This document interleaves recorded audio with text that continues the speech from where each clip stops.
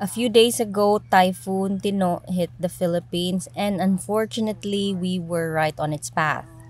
Although we were warned that it wasn't going to be as strong as Typhoon Odette, which really caused so much destruction, it still posed serious threats.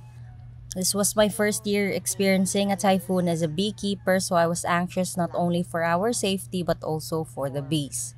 I did my best to prepare, making sure all hive boxes were properly sealed, tucking away any hanging tools and equipment safely inside empty boxes, checking that the hive stands were stable and not prone to tipping over if a strong gust of wind hit it. I also made sure they were well fed since heavy rain was expected for at least 3 days. For my one colony on the rooftop, which was going to be the most exposed to winds, I wasn't able to take a video, but I tucked it safely into a corner where it wouldn't get pushed by the rain. I also removed it from its hive stand so it wouldn't fall off. I wasn't too worried about the ants since it would be raining anyway. I made sure to do all of that once the rain had started so the bees were all inside the hive and no ants could climb up.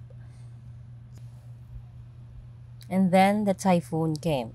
Even though it wasn't as strong as Odette, it was still scary.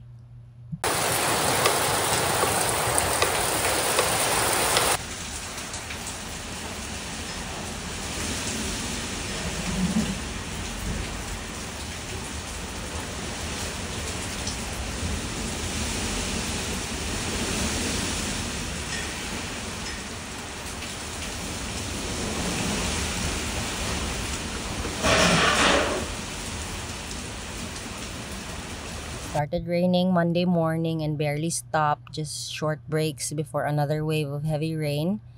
But by Tuesday morning, this around 4 a.m., 5 a.m., the strong gusts of wind began throwing off portions of roofs and breaking tree branches. Around 7 a.m., it calmed a bit.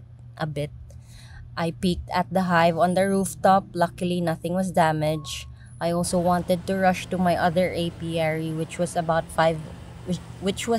a 5-minute drive away, but the winds were still a bit strong, so I had to wait a little.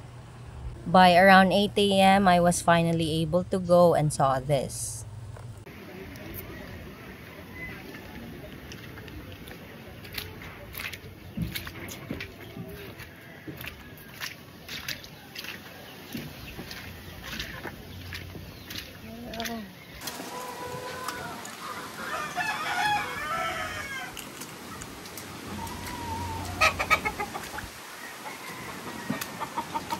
Down. Pakain. Down. Oh my god, it's flooding. Oh no. It's flooding bad. But so far, oh no, it's really flooding. Dang.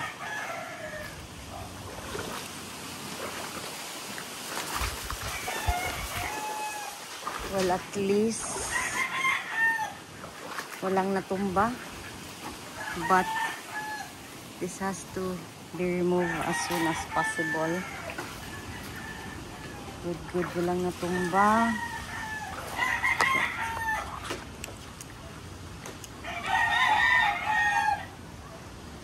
I think the girls are still inside.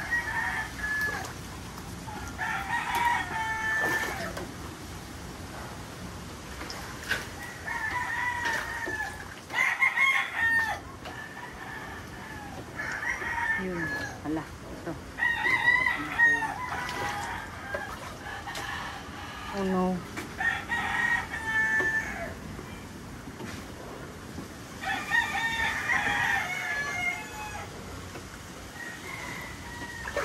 So a lot of cleaning will be needed. Maybe tomorrow.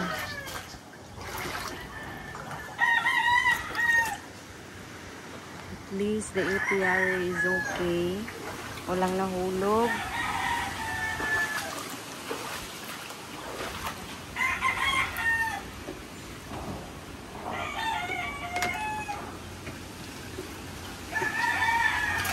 Oop! Ah! Shoot, shoot, shoot. Wala akong gloves. Basa to yung iba. Yun, tumba lahat dun.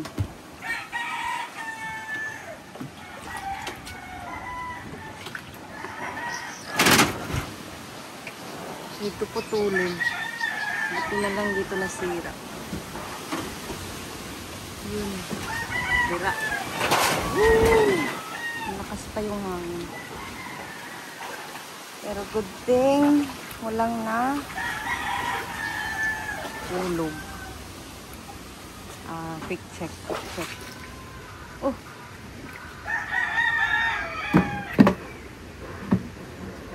Quick check.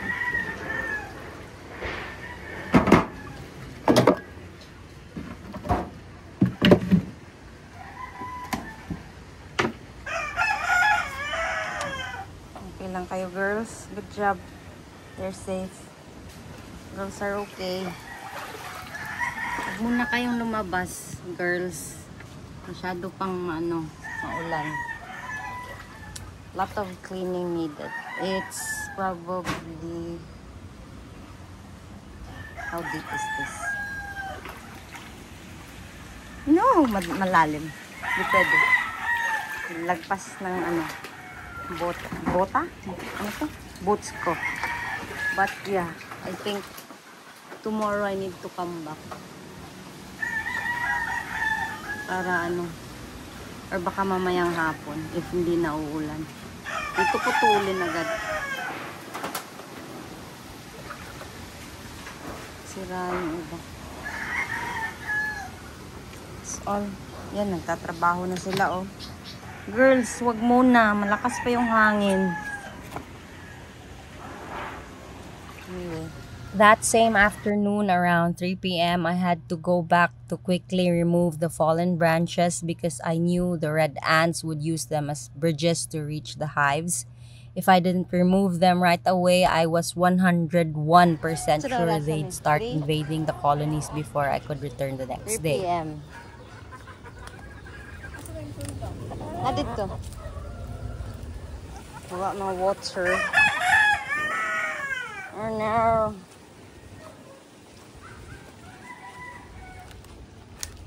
Wala pa dito na hubas na rin dapita.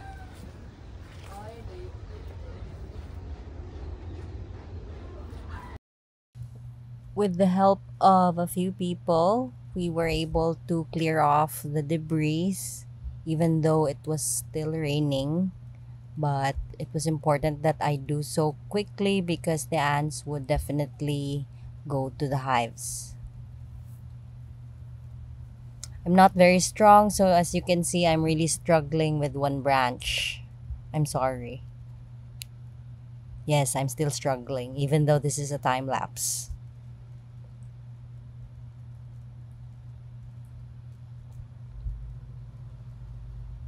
So here you can see that it's still raining a bit, sometimes a lot, not just a bit. Here I'm scrubbing off the mud from the floor, and most of the debris has already been removed.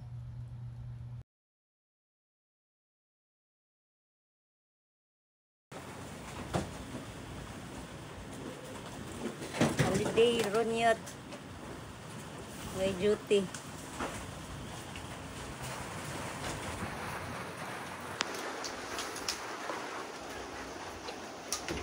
It's the day after, and the bees are back in business.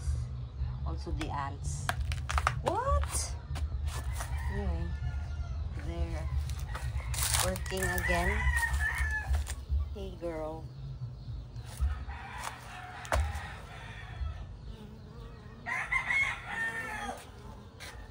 Ito medyo mainit ito. So, nakan kong konti yung they're bearding a bit.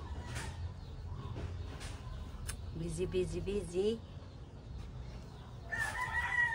Everyone else is also busy. Busy. And busy.